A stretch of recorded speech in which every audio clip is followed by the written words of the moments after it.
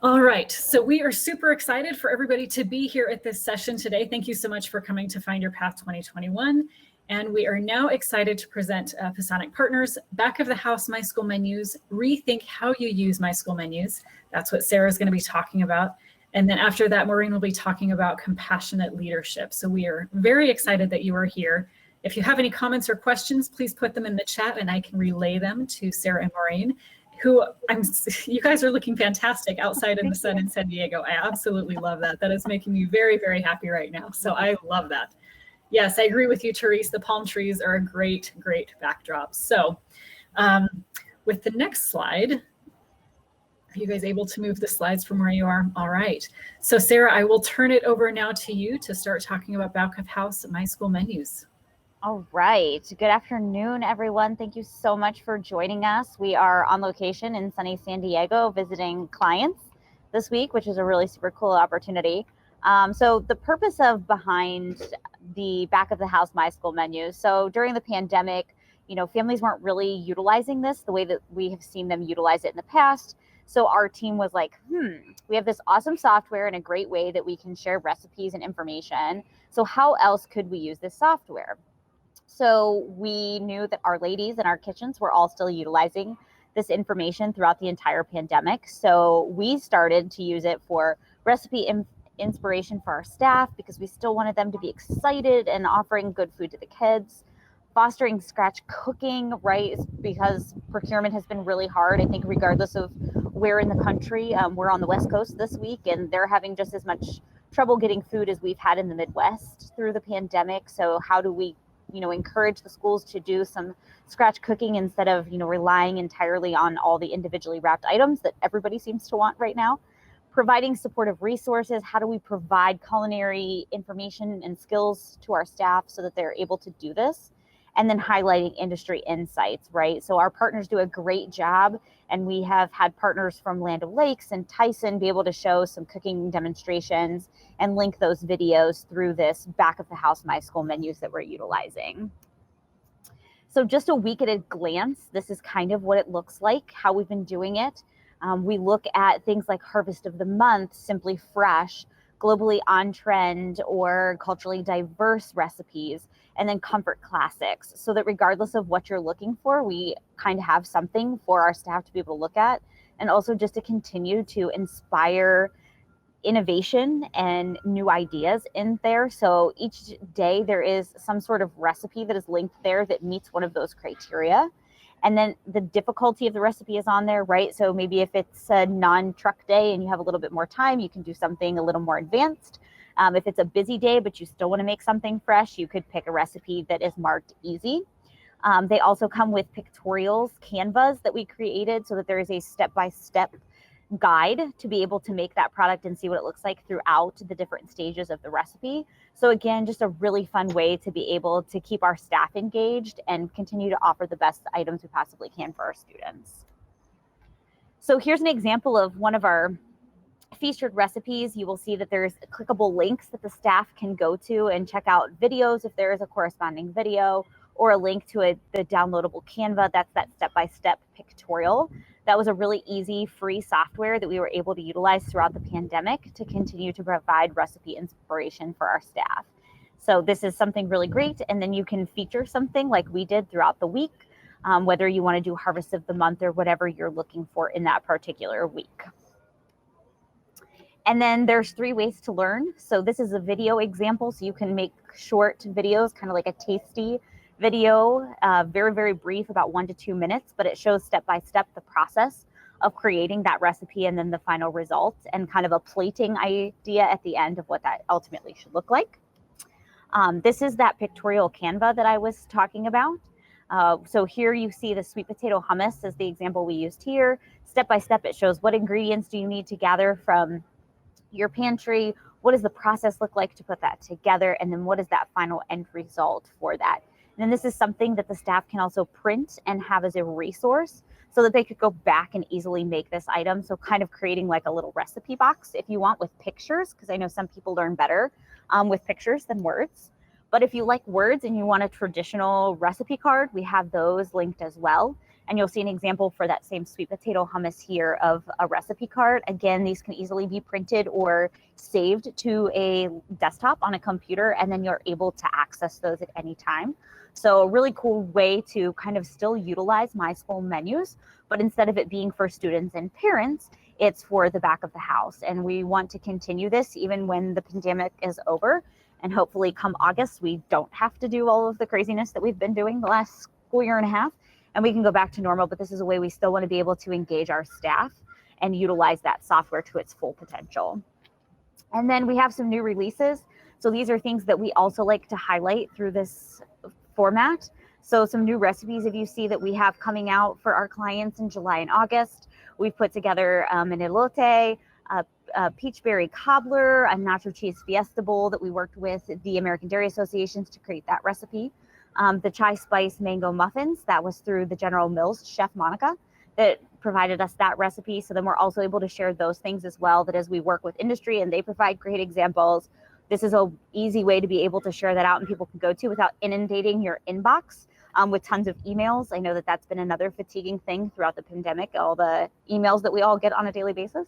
So this is a great way that you can just easily click a link and go and find recipes, and you don't have to search through your inbox and be like, where was that email from Pisanick Partners with all of those cool recipes? So really easy way to save it to your bookmark bar and be able to access it at any time. So that's kind of how we've been using the back of the house My School menus with our staff. You can email support@pplc.info, and we would be happy to provide you with any additional information if you're interested. You can also visit our Pisanick Partners or NutriSmart Network websites, and there's a sign up on the NutriSmart Network website as well for those. So now I'm going to turn it over to Maureen. She has a great presentation for you all this afternoon.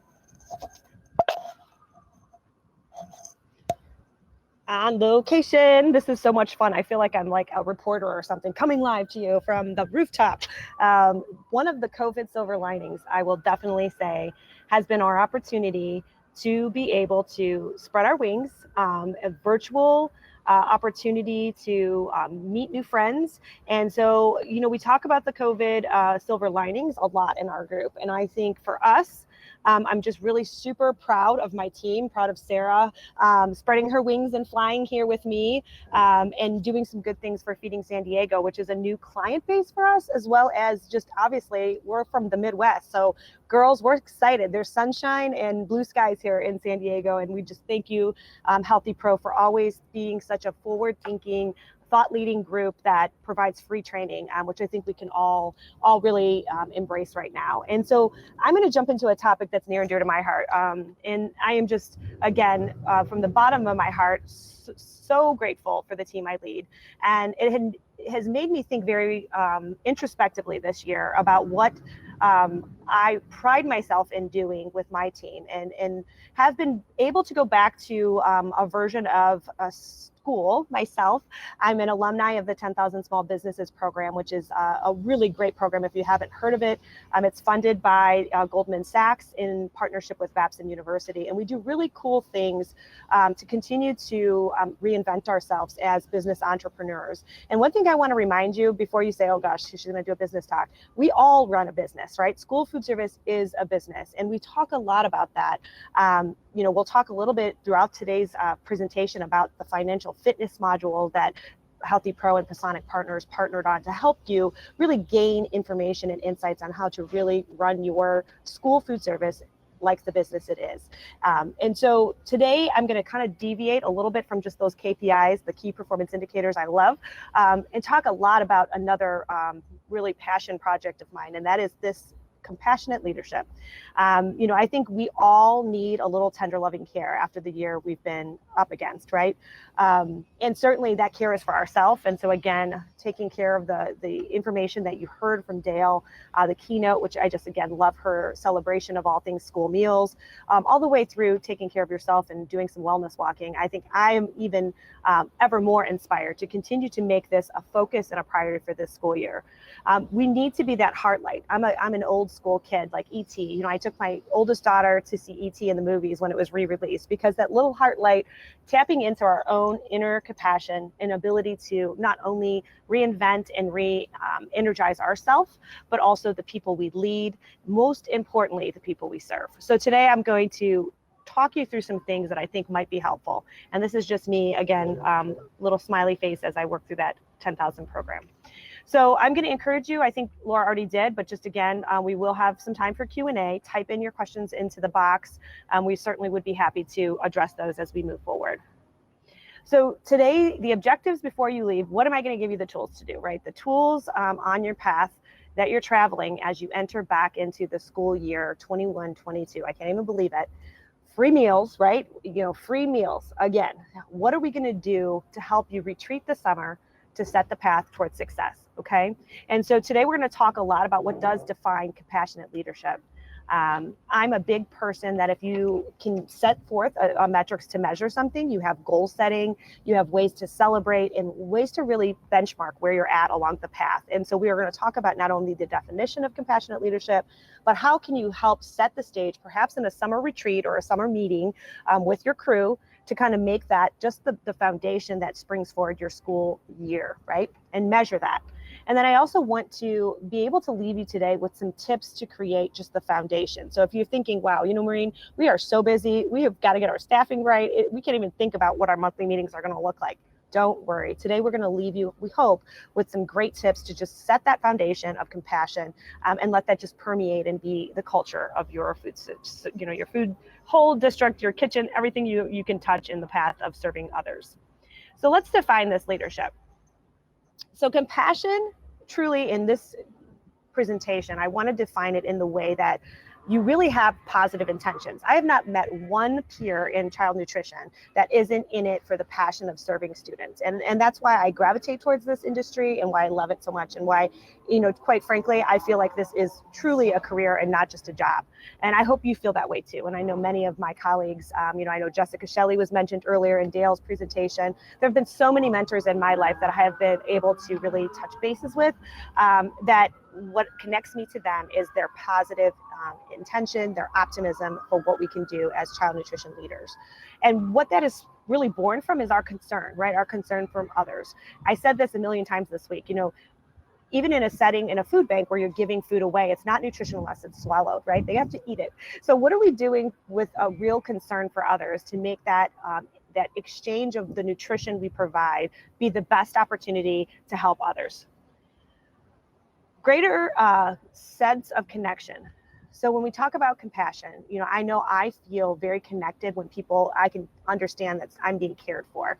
And I think that sets the stage for how you care for yourself, how you care for your team, and certainly how your students feel you are caring for them. So thinking about compassion, having a positive intention for others, and creating that connection is part of what we're going to talk about today. The other is improving collaboration. You know, another famous thing I love to say all the time is it takes a village. I mean, that goes from raising my family, my girls, taking care of my dogs. They're all doing well in Ohio right now in my absence, thank God.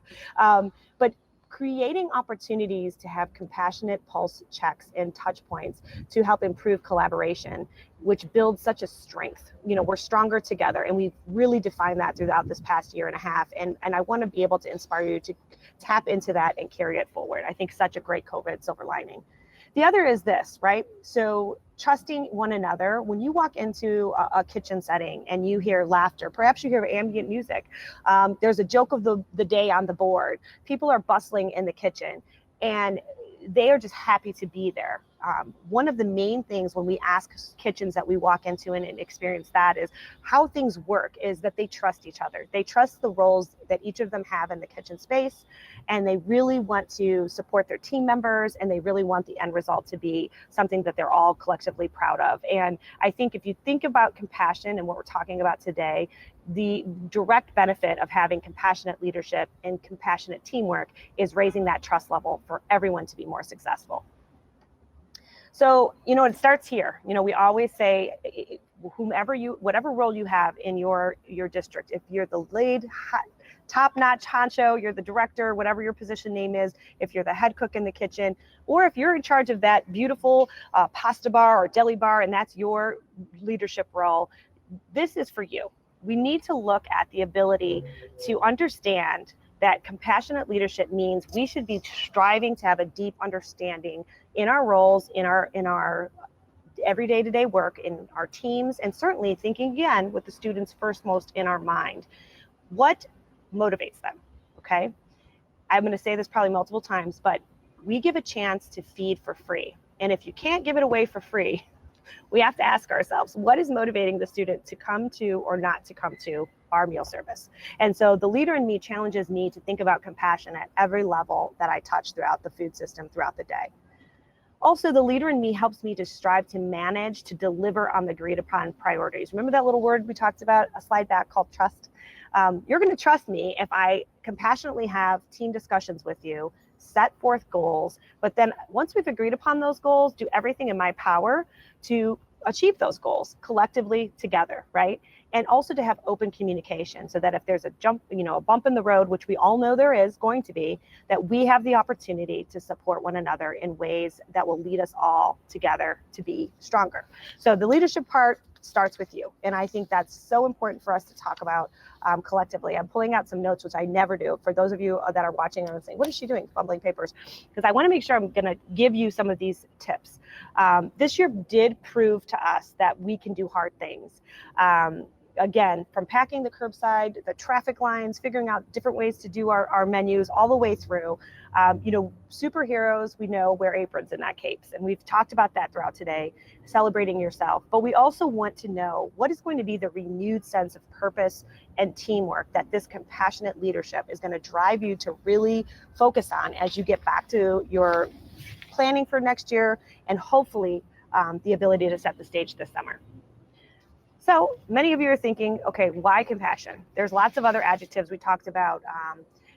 Tenacity is one of my favorite words in all of this. We've talked about being resilient.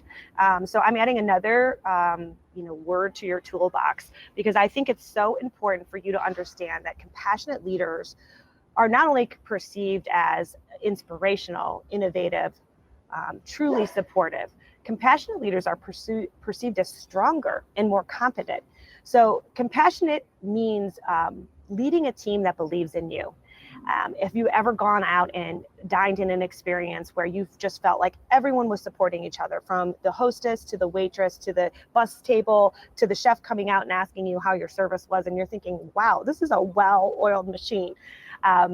Compassionate leadership in that setting and compassionate leadership translated to how we make our little mini businesses, our little mini restaurants have that same vibe, right? That we are going to be perceived as leading a team that believes in a common mission and believes in you as a leader. I just wanted to say that again, and I love a little animation, so there you go. So how do you set that compassion into motion? And really the call to action is going to be what I'm going to ask you to kind of think about today with me along this journey. And I am going to suggest, if you've not done it before, think about a mission statement, revisiting what yours might be or drawing one up if you haven't. Really through an interactive session with your team, why does that work for you? What are your core values? And then when you have that in writing and you're able to refer to it, it's really going to help direct your path when it gets to really reflecting on how do you take those beliefs and turn them into actionable items on your goals, the entire process, how your menu works, how your team works, how your students perceive your team, and certainly the value we all know as essential employees, essential workers, and essential parts to the academic day. I'm going to share with you ours, but the truth of the matter is you all know a hungry student cannot learn. We've talked about the cafeteria being an extension of the classroom and why that matters. We talked about kids graduating and some of their favorite memories being those in the cafeteria space or what their favorite lunch was. So never forget the importance of the educational impact that you have on students, not just the fact that we get to feed them for free, but what does that reflect in your mission, in your values, and how do you make those actionable so that those students feel that every day? Pisanick Partners, we wrote a mission statement years back, and we keep dusting it off and looking at it, but it's pretty solid, and we really feel, and you can steal any of this, because, again, one thing I love about our industry is we are not competitive restaurants. So if this works for you, go ahead and take some notes, or I'll send it to you, email me after. So we are a consulting team. And again, I was a food service director and sat in the chair of a food service director for years. And the truth of the matter is I felt the pain points of trying to be innovative and the time management crunch that all of you are thinking, gosh, Maureen, this sounds ideal, but when do we have time to retreat and create a mission? I get you. So part of what I have done is created a consulting team. Obviously, main mission, create wholesome menus. Second, empower staff with immersive culinary trainings. You just heard my dear Sarah talk about our new virtual way of doing that with the back of the house My School menu. And lead schools and early childhood organizations toward a commitment to quality nutrition services and programs for students they serve. So easy enough, kind of draws us all back. I can be long-winded, surprise. And one of the things 10,000 Small Businesses taught me was like, you need to shorten that, Maureen. That mission statement is like super long. You lose it. You know, I can be very a gift of gab, I say, the verbose, some will say. So that's been watered down to wholesome meals, fuel healthy lives. And you see that tagged everywhere on our agenda for the months when we meet as a team, on our websites, on the PD information we provide. So we boiled down our mission statement that what we really stand for is wholesome meals, fuel healthy lives, and everything we can do to support that effort. One of the things I really like to share is a little deeper dive into core values. And so what do I mean by a core value? So basically it's how you achieve your mission, right? So you can say something in writing, but your core value is going to be, you know, what does that look like? Where does the rubber meet the road? And so for us, we hope this comes across to all of our clients, and today certainly to anyone who is non-client. Our goal really is to achieve wholesome meals, fueling healthy lives with a grateful heart, performing meaningful work that helps others. Number one core value, meaningful work, underlined, bolded, you know, this is what we look at. We all can put our head on the pillow at the end of the day saying, wow, what we do matters. And if any year, a silver lining, that has been proven this year. Helping others, you know, mic drop. We know we've done that. We know we have a huge role in that as we move forward. And we know that food insecurity is not going away, even with vaccines. We hope the world will turn right again and we'll go back to somewhat of a new normal, but we know helping others is going to be key to our mission, specifically to create opportunities to improve across the board. Here's my favorite, with tenacious leadership, because again, it takes that compassion and that tenacity to continue day and day to wake up, put the pants on, put the shirt on, whatever uniform you wear, and get in there, pull the boots up and do the job. We know sometimes can be grueling, hard. Doing it with a mission and a vision in mind is not an easy task. I know I'm asking a lot, but it's important to kind of think this through and hopefully give you some tools as you walk away. Last but not least, we talk about what it is. And so here I get a little wishy-washy because I know many of you know I'm very faith-driven. So what we do in our core values is we say it's with a fervent purpose and faith in the vision of School Nutrition 2.0. Since the beginning of my work in school nutrition, we've been battling the stigmatism of we have subpar food, the commodity foods are not quality, we don't serve healthy food. So we really have an uphill battle to prove that we are not that. You know, we're not the Adam Sandler skit, the SNL skit of Sloppy Joe, right? We're not the Monsters Inc. example of throwing garbage onto a cafeteria line and walking through. There are many ways our society sometimes pigeonholes our service to not be what we know it is. And so we talked a lot today, and I just want to encourage you, as Dale said, as the team at Healthy Pro said, market yourself. We are our own best kept secret sometimes. So with fervent purpose and faith in your vision, share out that School Nutrition 2.0 vision. All right, so now we get to the nitty gritty. I keep going on that one. All right, how does your team measure up? So this is what I'm going to take the time to kind of quickly walk through for you. And again, all of this can be made available after this presentation if you're really interested in using this platform to jumpstart your summer retreat or your summer pre-back to school meetings. So what is the pre-work? The pre-work is asking tough questions, and I'm going to ask you some now, right? What I would suggest is you think about this in the lens of how would I answer these questions for myself as the leader, and then also giving the opportunity to all of your team members to answer these questions as well.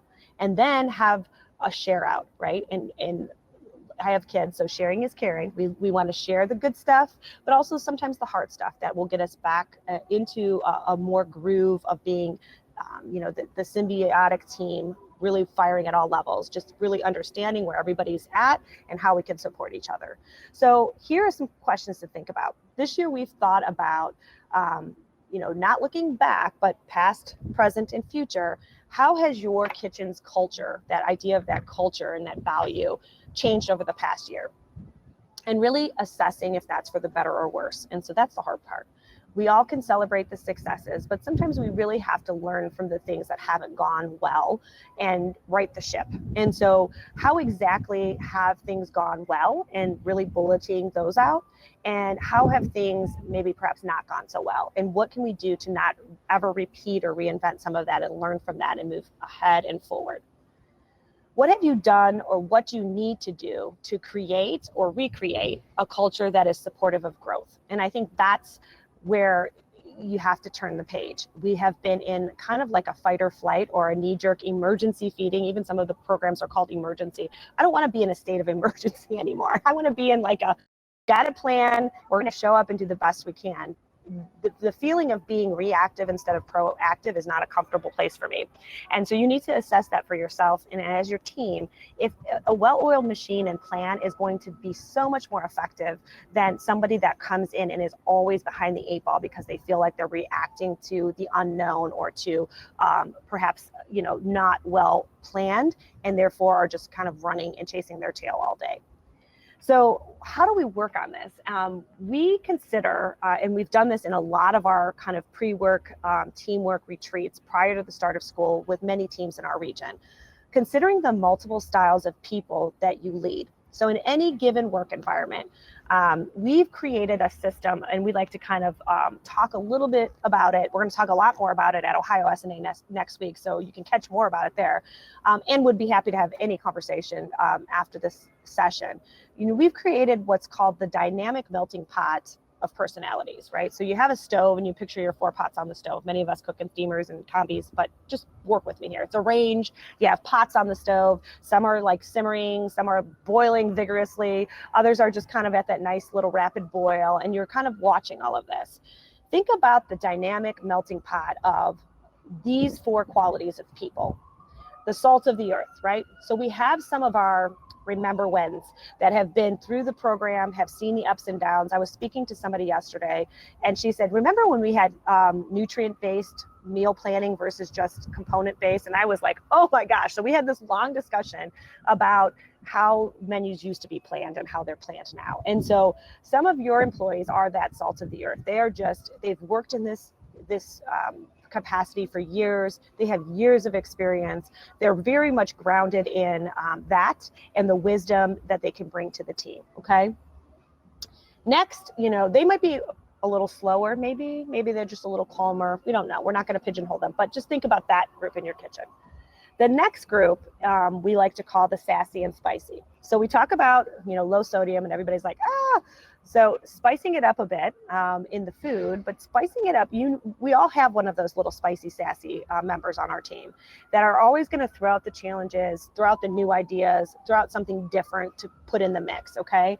And so the sassy and the spicy play a huge role to kind of think forward and think innovation, okay? So keep that on the one pot. The next pot is the sweet and helpful. We all know these folks that would do anything, right? They finish their job early and they're walking around and they're asking others what they could do to support them. They're usually quiet. They might not be sassy in terms of like throwing in the spice into the mix, but they certainly are going to be what rounds out the taste and flavor of the team, right? That sweetness. So there's a nice blend of sweet and salty or spicy, and that, usually is a perfect pairing for a great tasting recipe. Well, here's a little trick. It's a great trick for the blend of personalities in your cafeteria as well. We're all not cut from the same cloth, right? And it probably would be a pretty boring world if we all were. So really recognizing what the sweet and helpful and spicy and sassy, how they complement each other and what roles they play on your team in terms of the day-to-day. And the last, I might be called this sometimes, so I've had caffeine, and that's always my disclaimer to my team. I've had how many cups of coffee? You have some people on your team that are that pot on the stove that is just boiling over. Sometimes you got to turn the knob down a little bit because they are bursting intensely energetic. And they are the ones that are running circles and always coming to you with ideas and what ifs and what can we do. And so, yes, those team members have a role and an opportunity to help add to that recipe, that whole understanding of which each one of those flavors contribute to the overall success of your successful teamwork recipe. So as you think through the pre-work, ask yourself the tough questions, answer them yourself, draw up the questions to those in your team, and really try to recognize where each team has their strengths and how you can capitalize on those. So after you do that, now what do you do? So what motivates us unites us. And so after you kind of get that stage set, I think one of the best moves is to really try to think about what are we going to work on as our mission and our goals for the year, and really brainstorm that out. And so each one of those flavors is going to, you remember, bring a little something to that conversation. What are you trying to achieve? What value are you trying to create? Because people want to know the why. You know, I'm happy to try a new scratch recipe. And I'm even more happy if you tell me that it's a recipe that we tried with the kids and they really liked it and they wanted feedback. And so now we're going to do this additional pasta salad or salsa on our existing bar concepts to try to get them back in. Again, remembering if you can't give it away for free, you're identifying why you can't, and you're trying to motivate your team to problem solve that and to innovate around it and to move to the next.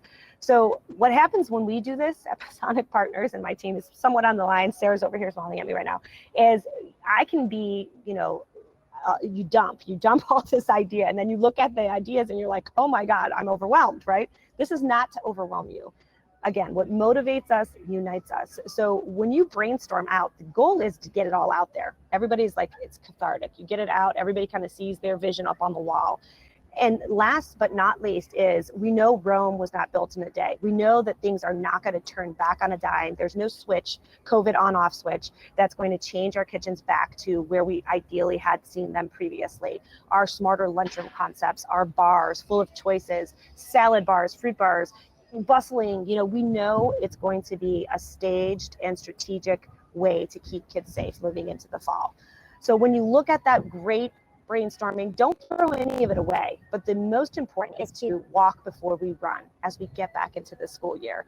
Get back on our feet, get back into routines that we know served us well as teams, and get us to the places we want to go, creating that culture, uniting us, motivating us towards our values. So ranking the order of importance, and so somebody's got to be the bad guy. Generally, it's the person at the top. Sorry, it's me most of the time, where I say, I love all the ideas. We're going to start here.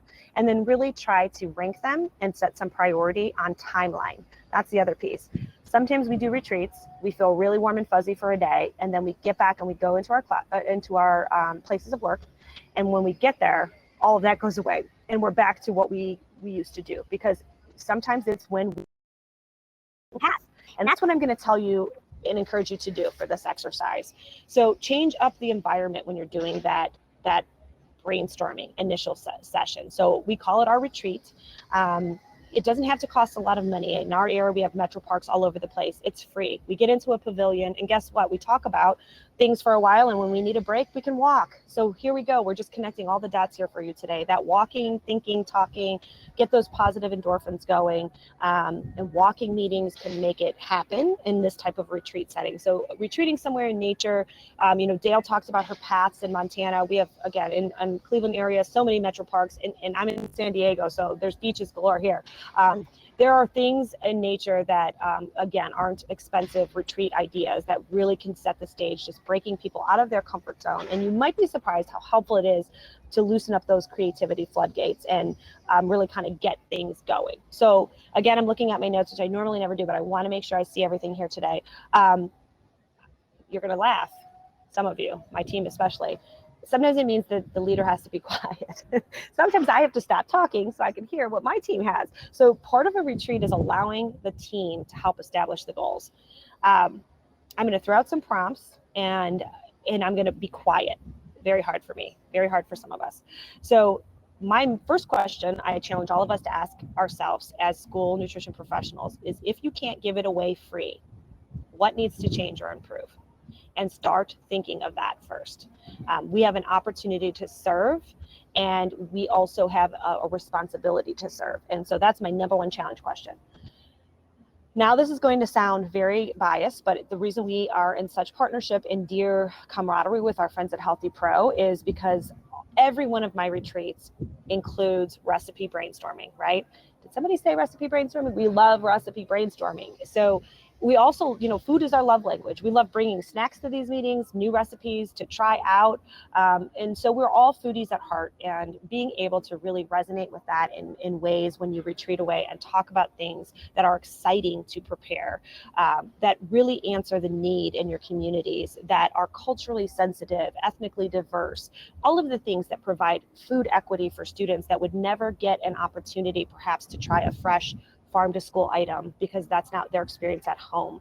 All of these things are wonderful ways to set the stage for team recipe brainstorming, and really to get the buy-in from your staff when you start talking about, the S word, speed scratch. We want to go back to some speed scratch cooking. We want to be able to help, obviously this food supply chain, we're not going to see a ton new in the industry this year. You know it. They're suffering just like we are, kind of getting back and going. But what can we do to create versatility in our recipe sets and deliver on that variety as well? I'm going to also challenge you to really think about, I say help us help you. And what I mean by that is discuss how student feedback can be insightful. Now, I've gone through many a student survey in my time, and some of them say, lobster. We can't do lobster. But some of them really give some really great ideas that are light bulb moments, like, hey, that's a great idea, and that's not that hard. And then turn that around when we get the feedback and we put it into motion. What a wonderful reciprocal way that is to both get the engines rolling in terms of like positive feedback and positive change and progress, but also really the desire of all of our staff, which is, none of us create meals that we want to see going in the trash can, and it's not nutrition unless they swallow it. So getting to understand if you can't give it away and what are the expectation of your students are things that I would ask you to kind of consider as some retreat questions that you can go out to your team. And again, perhaps if you're the leader and you've been thinking about this a lot, to create a time for you to be quiet and others to be able to answer that question. So as I move in here, ask yourself, how will you get the whole team on board to your growth goal, and how will you measure it? In my mind, that culture, back to the culture, it empowers the growth. So it's not just, it doesn't take one person, it takes all people. And so part of the group brainstorming, the group opportunity to do this is also the group's ability to commit in some way, shape, or form to some piece of that puzzle. One of our employees calls it nutrition Sudoku. As you're figuring out how the menus are going to work and what you're doing with all this inventory or lack thereof and supply chain and new recipes, how does that work? And how do you really create that culture that empowers your employees to drive the growth? What needs to change, and how will you lead that change? So again, a little team reflection, a little self-reflection. What do you need from your employees' standpoint to execute your goals? Okay, so here's number 3. So you do this, you're feeling inspired again. We want that inspiration to translate into action. And the only way in my mind action works is when you have a plan of how to measure it frequently in some way, how that works. And so what I think first and foremost, and again, I'm going to say this, and I know it's been said throughout today's, we know that there's hiring issues. So what do you need to do to accomplish your goals? I'm going to point you in the direction, if you haven't already seen the financial fitness series, the Healthy Pro and Pisanick co-presented, Lynn Chavinsky, my dear friend. She and I really wanted to set forth some really short 15-minute bites on trying to get to the KPI of strategic staffing and other financial efforts for your successful planning. And so check that out. We all know meals per labor is an industry standard, and we all know it's morphed given the different types of service we've had. So that would be a first part. Do you think you need to train? I think we all need to train because we all were in this mode of reactivity instead of proactivity this year. So one of the things I want to point back to is the My School menus back of the house. Sign up at that link, it's free, no charge. 4 new recipes every month, curated industry information, tips on how to get that implemented, and perhaps communicate and market it, one-stop shopping. So make your training and your marketing cohesive and a part of your step-by-step check-in process. How are we getting to our goals? Do you need to delegate? And the answer is yes. Some people think I delegate overly well as I meetings. Making sure there's a fair share out of work is important, but thinking ownership at the kitchen level. Sometimes it's better when the staff at the kitchen hear the information from their head cook or the person they interact with as a leader every day versus the director. There's no ego involved in that, because if the director is doing a great job, a measure of a great job is you're walking away and it's working without you being present, right? I often say I like to be a fly on the wall as opposed to being there in person, because I think it colors the effect and the dynamic of really empowering your kitchen leadership to be the day-to-day leader in their kitchen and continue to support that. So how do you delegate the train the trainer model and support that kitchen leadership to keep that ripple effect going? My biggest thing for this is going to ask you, consider conducting a skills inventory, okay? So the skills inventory is going to set the stage on how feasible all of the goals you just wish list out are really gonna happen for you. So the inventory is what you need and who on your team is most either skilled or interested in doing it. If you can marry that, if they're skilled at it and they love doing it, you're gonna have the best. And I'll use an example. A lot of our secondary schools, we have more of a food court vibe, and many of us have that.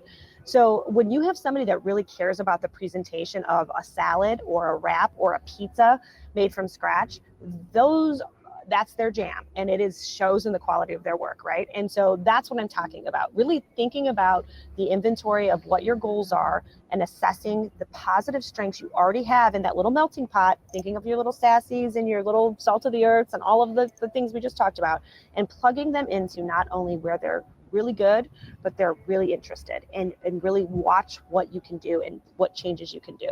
So skills, competencies, and experience is a really good part of a retreat to kind of wind it all together. And so some of the skills could be technical. Somebody that's really great at customer service in the role of either a server or a cashier, somebody that's really skilled in back of the house mise en place, setting the stage for batch cooking, being able to set up those speed racks and roll them out in a timely manner to keep your HACCP and flow of food rolling. You know what I'm talking about here, okay? The one thing I think we don't always talk about is the emotional intelligence piece. And so we all know in that melting pot of employees, we have some folks that have the ability to read the room, read that pulse in the kitchen. And sometimes when that pot, again, that energy bursting over energetic person, when they need to turn it down to a simmer a little bit, these are the people that really are able to de-escalate the stress when it comes to the rush. The one thing that happens, and we know, the bell rings and the kids come, and it's usually a lot of them all at once. And we usually have somewhere right around 6 to 8 minutes to get them all back out in their seats so that they can eat the food. So we can anticipate ways and strengths within our team, not only to support the technical skills, but that emotional skills, the check-in when somebody needs to tag out or tag in, to support, really confident and teamwork driven delivery models that will allow all of us to take breaks when we need to and really step up when we need to. And so I want you to think about a skills inventory along the lines of that emotional intelligent piece as well. Matching the strengths and winning, the strengths is a win for both you and your team. The last thing I'll say on this slide is really making a plan for your PD. We all know we have that checkbox of the amount of hours we have to achieve. And I think, most of us are getting tired of this Zoom life. So what you can do is really take a look at that in your retreat moment to say, what are really necessary things in our professional development plan that we can do to make this happen, right? And what does that plan look like? Is it in-person training? Is it virtual training? Is it a combination or a hybrid, another favorite COVID word? Is it some way that you can video it and it can be reinforced? So when you have new staff in training or substitute work or volunteer work, that you can have trainings that help support the overall culture, mission, and values that you're drawing up as a team. I would like to suggest the last place for a check-in is to really set up the anatomy of a successful monthly team meeting. Again, in person or virtual, that allows for about 15 to 20 minutes, really each meeting, to discuss, among other things, what you set forth in your summer retreat thinking. So what I do and what I suggest you consider is a measure of something black and white. And that generally is our key performance indicator, or our KPI. So it targets the pulse, and it really lets you know, like all of us go in, and if you're like me, I'm neurotic about getting my blood labs, and I love to see my cholesterol and my blood pressure and my blood sugar, everything's working well. I love that. So, this is kind of like, think about that pulse check for the efficiencies of the goals. Is it how much more participation in breakfast that you're achieving? Is it evening out your meals per labor hour? You name it, the KPI is going to be something, a really quick check that you can set forward in your meetings to measure your success. I'm going to challenge you again. If you can't give it away, you need to figure out why. And so that customer feedback is important. And there's now another silver lining is, free Google Forms. Many of us used it to get a check and see who was going to pick up their curbside meal. Well, guess what? Most classrooms and students and parents really are very now familiar with how to go onto something like a Google form. You don't want to overdo it. So maybe 3 or 4 questions, quick, maybe a little write-in if you're bold and you want to hear back some menu suggestions, but really looking at opportunities throughout the year. And it doesn't have to be monthly, maybe that's a quarterly check, but something that allows you to receive that feedback. I will tell you, along with driving innovation, the compliments feel really nice. And I would be remiss if I didn't say how many team members, again, printed off emails and said, look at this. And the warm feelings we get when we see kids say they really love it or it's their favorite lunch. Don't miss those opportunities to refuel the tank and to help support, the heartbeat. The check of the heartbeat of your kitchen, and that is how we all feel appreciated and continue to want to show up every day and do the hard work. Last but not least, that leads me to what we love to do, and we have done this both in our What's Up Wednesday emails and our live events this year. My team friends in Lunch Assist, who are graciously our partners out here on the West Coast, they did doing something good, and it just was really an awesome way. I heard Dale used the word crowd ideas. And I love the idea of throwing out a problem and having all of us talk about solutions and really gain momentum together as an industry. The other thing I love is what I like to call, I'm one of 6 kids, so it's like a little sibling rivalry. We love to be in the spotlight that we've been caught doing something good. And so what I would encourage you to do, along with your check-ins to see where you're at along this journey, is to really celebrate all the personalities within the team that are making the well-oiled machine run, and find ways each month to point out and highlight those, because I think that's contagious. Kindness is contagious, just like Dale said, just like some of the other things that this year we didn't want to be contagious. Kindness and being positive and optimistic is contagious. And so we encourage you to think about that as you pulse check your retreat goals on a month-to-month basis. Here's just some last bits of pearls, and then I'll open it for questions. There are some trends we all know. As we're thinking through this process, we have to consider, and we know jobs and filling jobs and the void of an ample workforce is heavy on our hearts as we look to perhaps refill those who are retiring or those people that have resigned their positions. And so what I want to be able to have you think through in this retreat process is checking your biases before you really restart thinking about what teams look like in your kitchen. I think we oftentimes pigeonhole people into certain roles, and we don't give them a chance to reinvent themselves. Now, if anything, this year has reinvented all of us. And we know we have been thrown a curveball this year, and it's expanded all of our comfort zones, and we've all grown. So when you look back in the kitchen, to put the same person back at only cupping up the fruit because that's what they did before COVID might not be the best way to utilize that person's newfound excitement about being part of a team that really just survived this pandemic and have done really unsurmountable emergency feeding. So think about not putting people back just in the comfort zone levels, but looking at how they have grown this year. Because we know it's a tight job market, I think about people with experience versus people that are ability to be trained. I liken it to my experience this week.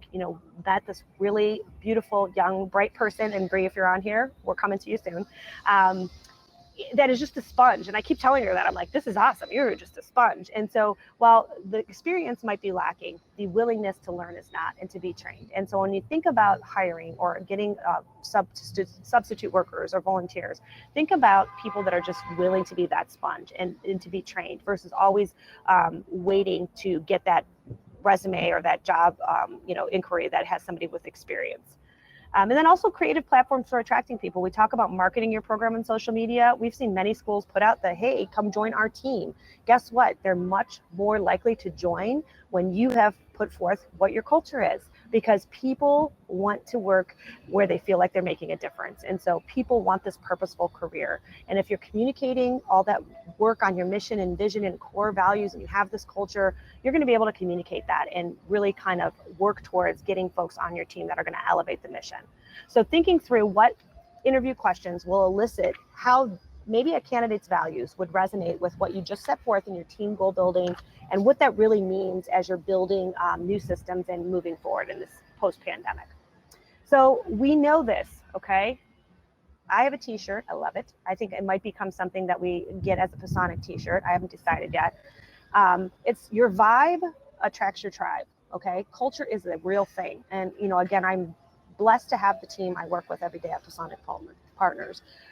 In some ways, I humbly will say, you know, it communicates who we are and what we value because of our mission. We all work collectively, and we really, really do value team work in our practice. Many of our staff interact multiple times a day, if not, you know, a gazillion. So it's, again, it takes a village. We've set a positive tone where communication and collaboration is the expectation. It's the norm, not the exception. And we really try to reward the efforts that we do. And we will be retreating. You know, Pisanick is going to retreat, so I'm asking you to retreat. We too will be taking a retreat to the lake. Lake Erie is our little gem back home in Ohio, and we are going to take some time to walk and to talk and to do this. And so, doing things that we feel, you know, that we can do to reward ourselves and our teams, because again, your vibe attracts your tribe. I will end and then open for questions. You know, culture is a thing. And I think this is maybe a different topic than has been addressed previous in leadership training in school nutrition. Maybe not, but for me, it's one of the first times I've really written a more formalized presentation. Even though we walk the walk and talk the talk, I think it's important to celebrate it. And I think it's important to recognize its role in process improvement and strategy as we enter into this fall, into school year 21 and 22. And at the end of the day, it is a thing, and it profoundly shapes what your organization produces. And again, if that person is impassioned about that recipe, that area of the salad bar, the pizza, or the pasta bar, or whatever recipe, whatever role, be it a server, a cashier, that's going to show. And that is going to produce the best quality, the most return on your investment in terms of your students really recognizing and appreciate what you do. And so I just thank you, and I thank the team at Healthy Pro. Again, here's our contact information. I'm going to reiterate what Sarah said. Sign up, free stuff, NutriSmart. You will be getting information on how to get free recipes. Support at pplc.info gets you an email insight into all of us. And certainly we are here as a team member that is part of your tribe. And if you like our vibe, we like yours too. So I'm going to stop sharing, Laura, and I don't know, I'm going to go back to this, I believe, so I can see myself. There I am. And I don't know if there's any questions. Have you fielded anything? Not yet, but we'll open it up to questions. If you have any questions for Maureen, please put them in the chat and we will pass them along. But thank you, Maureen, for that. That was such a wonderful presentation. And I know I'm a big fan of your vibe and your tribe. We have loved working with you at Pisanick Partners. And I'm especially loving the San Diego palm tree, California vibe right now. So I'm a big fan of that. I have to share. Yes, and we're so grateful that you do. We love it. If you have any questions for Maureen, here we go. How does your budget support the cost of a retreat? And I feel like you talked about this a little bit but if you could expand on this a little bit more, that would be wonderful. Absolutely. So, you know, we know budgets are tight, but there are generally some days set forth to open kitchens. And we had never had a superintendent say no when we've created an agenda that says we would like to do this, you know, with our team. Again, lots of free, no cost areas, probably in your community that would be a pavilion outside, perhaps even something if you have a expansive campus, a school ground area outside of the kitchen, that would be something at a no cost to you, but would honor your district's contract and professional development, perhaps days that are either slated on a contract. And again, I can't imagine a superintendent saying no. And so I think it's the power of being, you know, we talked about this at the beginning of the pandemic, getting a seat at the table and leaning in. So teachers are all revisiting their paths in their classrooms and how to re-energize in-school learning. And the cafeteria is an extension of the the cafeteria is the extension of the classroom, right? So you just need to put forth that goal. And again, the other place I will say, and I don't want to speak for them, but I have also never had an industry broker partner say no when I've asked them to sponsor something. So we've had a lot of industry folks that would be not only willing to help invite us on location if they have area offices, but also to bring food. So that's a good thing. So you save on the cost of refreshments and you get to try some of the new stuff. So tap into industry, and certainly, permission is always granted for those that are forward thinking. I can't imagine a superintendent that would say no. Awesome. Thank you. All right. Another question that just came in: when doing the skills inventory, how does one encourage team members to expand their skills when you see potential and they may not? That's a good question. That is a super good question. That goes back to the personalities, right? It's usually that person that's like the sweet and helpful, that's also the one that lets everybody else pick the job before they just take what's left, right? I think that takes a leader to be able to recognize perhaps the folks on your team that are less vocal, and to be able to open up the window and set the stage for everybody to get a voice at the table. And so I think when you're doing the skills assessment, there's part of it that's self-reflection, so that people are going to be encouraged to be honest with themselves. It's not like turn in your paper for a grade, right?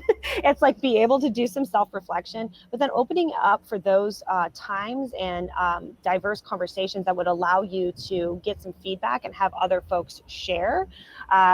And then, ultimately, I think there are some skill sets that just benefit everyone. And even if somebody feels like they have the skill, or revisiting it after a pandemic year and being able to sharpen the saw again, I just think if you think about something on your team that you want to see happen, being able to offer all the same training kind of levels the playing field for those folks that feel like they either have the skill set at a high advanced way, or an intermediate, or a very basic.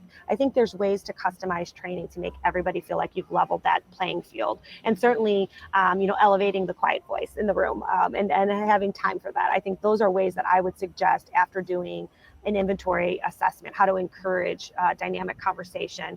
One lesson I learned early was also to be able to expand the comfort zone. So even that person that's really, really, really good on salads, they should get a chance to rotate throughout the kitchen and see and walk in the shoes, to be empathetic team members. And also, when you have a call up or somebody's out, to be able to step in and be effective, right?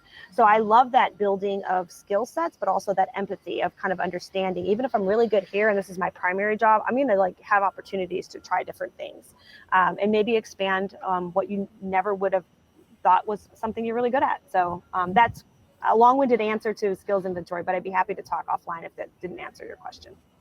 I love that answer. It reminds me too, if anyone's familiar with the book Mindset by Carol Dweck, she talks about fixed mindset and growth mindset. And when you give praise based on effort versus just on result, that can help encourage people as well. So if you've got somebody who is more quiet, more introverted, and you praise that specific effort, that might go a long way in helping them to kind of blossom into that as well.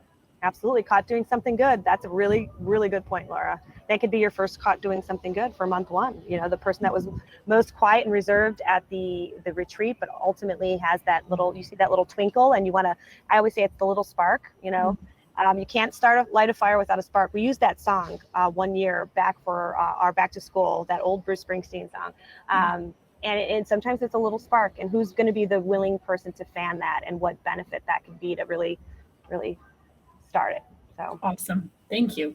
Yeah. Any other questions for Maureen before we end here? Put them in chat. And again, thank you, Maureen. We love and appreciate that you have the gift of gab. It always makes it so fun for us. We love it. Well, so thank you so much for your participation, everyone. Maureen, any last thoughts before we go? I would just really encourage all of you to take the deep breaths when you need it, to walk the paths you need, to de-escalate your own anxiety about returning to brick and mortar. And just remember, you can't be good for others if you're not good for yourself. And so one of the things that I learned today, again, and I learn every day, is, what you need to do to lead and to be a compassionate leader starts within you. And so I just challenge you to take care of yourself this year. I think we're all at a point where self-care is not only something that we should do, or could do, it's something we should do. We must do in order to be successful in this. And so take care of you and know it takes, we're all here to support each other. So it's a good place to be. Awesome. Thank you. And Anita, I love this comment that you just made. You've given me several ideas to nudge my staff out of complacency and into invigorated action. That is fantastic. Love it. Thank you so much, everyone. Thank you, Maureen and Sarah as well. Good luck in San Diego. All right. Thank you. All right. Goodbye, everyone. And remember to go to the expo and check out some of our booths with our sponsors and friends.